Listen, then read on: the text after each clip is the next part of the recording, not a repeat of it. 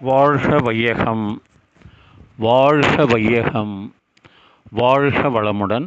குரு வாழ்க, குருவே துணை. மனவளக்கலை உறவுகளுக்கு கோபாலின் வணக்கங்களும் வாழ்த்துக்களும். அருட்தந்தை வேதாத்ரி மகரிஷியின் மனவளக்கலையை பற்றி தினமும் சிந்தித்து கொண்டிருக்கின்றோம்.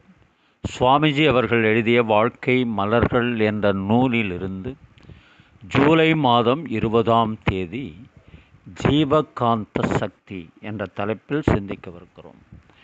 இந்த உடலிலே திடப்பொருள், நீர்ப்பொருள், வெப்பம், காற்று, உயிர் என்று இவற்றை எடுத்துக்கொண்டு பார்த்தோமேயானால் அந்த உயிரானது மிக மிக நுண்ணிய பரமாணுக்கள். கோடி கோடி பரமாணுக்கள், அந்த விண் துகள்கள் கூட்டாக இயங்கிக் கொண்டிருப்பதுதான் உயிர். ஒவ்வொரு உயிர் துகளிலேயும் தன்னுடைய சுழற்சியினால் வரக்கூடிய விரிவு அலை ஒரு அழுத்தம் பெறுகிறது. ஏனென்றால் வெளியிலே இருக்கக்கூடிய உயிருக்கும் உள்ளே உள்ள உயிருக்கும் ஒரு வித்தியாசம் உள்ளது.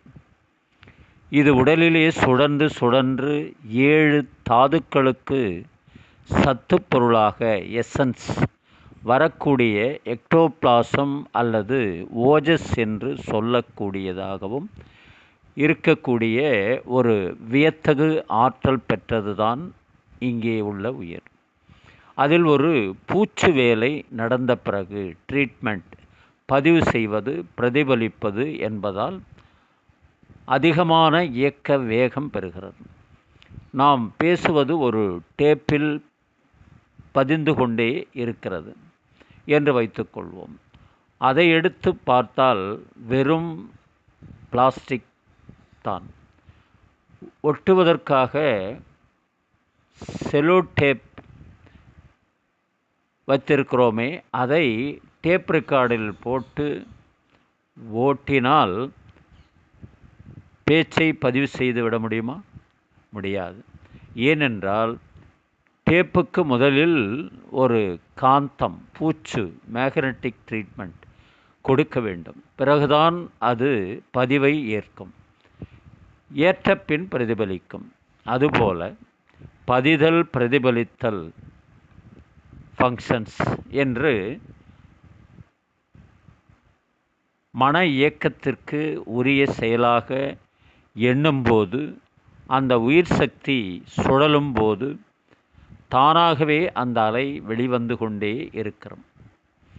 அப்படி உடல் முழுவதிலும் இருக்கக்கூடிய உயிர் சக்தி சுழன்று வெளியிடக்கூடிய அலையினுடைய அழுத்தம் உடலிலே ஜீவகாந்த சக்தி என்று சொல்லுகிறோம்.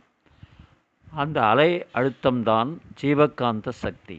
உயிருக்கும் ஜீவகாந்த சக்திக்கும் வித்தியாசம் உண்டு.